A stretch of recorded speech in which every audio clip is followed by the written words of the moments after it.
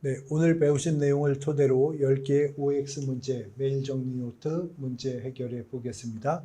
1번 질문 보시면 개업공인중개사가 장기중개사무소를 다른 사람의 뭐죠?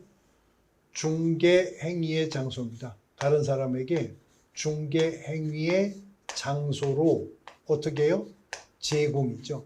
다른 사람에게 중개행위의 장소로 제공하여 거래 당사자에게 재산상 손해를 발생하게 한 때에는 그 손해를 배상할 책임이 있다. 이 32의 기출지문은 공인중개사법 30조 2항의 규정 그대로 지문화한 거죠. 개업공인중개사의 직접적인 업무상 고의나 과실이 없었다 하더라도 중개사무소를 다른 사람에게 중개행위의 장소로 제공해서 의뢰인에게, 거래 당사자에게 재산상 손해가 발생하면 손해배상 책임 있는 겁니다. 2번, 개업공인중개사가 보증보험금으로 손해배상을 한 때에는 업무보증 재설정 언제까지요? 15일 이내에 업무보증을 재설정해야 되는 거죠. 만약에 보험이나 공제 효력기간이 만료되기 때문에 갱신의 차원에서 재설정한다면 그때는 먼저 설정된 보증의 효력기간 만료일까지 재설정하면 되지만 지금은 보험금이 지급되었기 때문에 15일 이내에 재설정해야 될 것입니다. 3번 질문. 개업공인중개사는 거래의 안전을 보장하기 위해서 필요하다고 인정하는 경우에는 무엇을? 계약금 등을입니다. 여기 계약금 등자가 들어가는 이유는 예치의 대상이 계약금으로만 한정되는 거 아니고 경우에 따라서는 중도금, 경우에 따라서는 잔금도 포함될 수 있는데 그 계약금 등을 예치하도록 거래 당사자에게 권고할 수 있죠.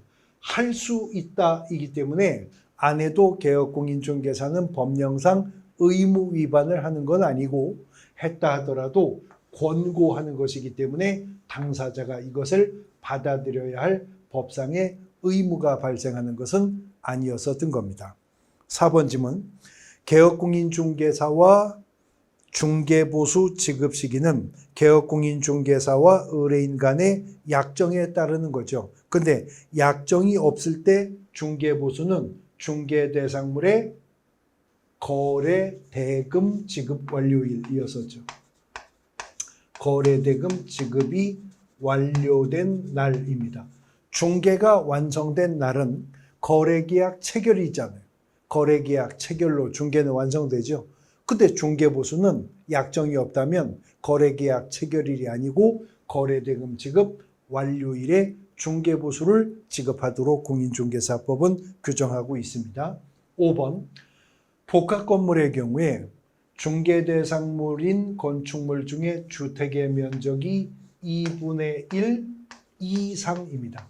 이상인 건축물은 주택의 중개보수를 적용한다. 그러니까 2분의 1 미만일 경우에는 비주택으로 1천분의 9범위 내에서 합의해서 결정을 하라는 거죠.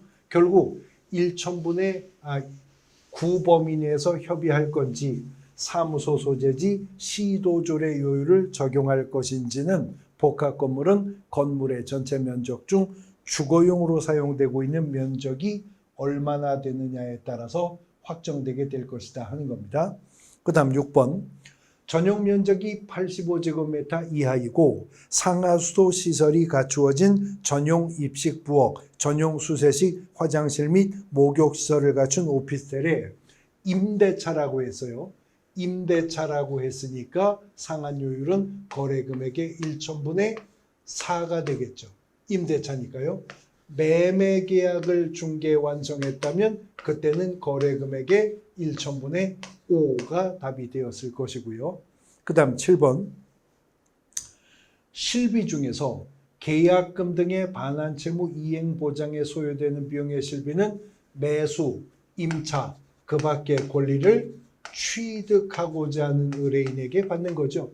한편 중개대상물의 권리관계 등의 확인에 소요되는 비용의 실비였다면 그 실비는 매도, 임대, 그 밖의 권리를 이전하고자 하는 의뢰인에게 받게 될 겁니다.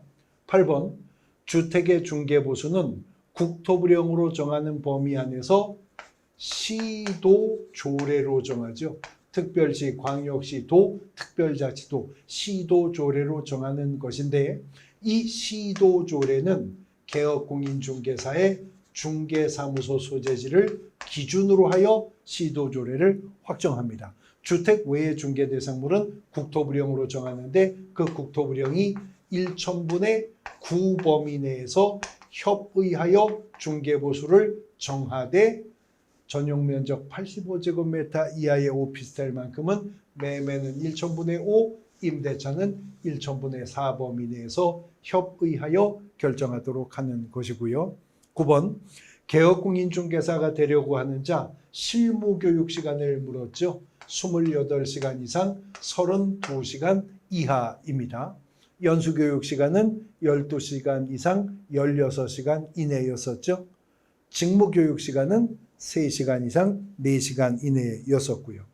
10번 포상금 지급신청서를 제출받은 등록관청은 그 사건에 관한 수사기관의 처분 내용을 조회한 후 조회한 결과 검사가 공소 제기했거나 기소유예 처분을 내렸다면 지급 결정해야죠. 그리고 지급 결정일로부터 1개월 이내에 포상금을 지급하도록 합니다.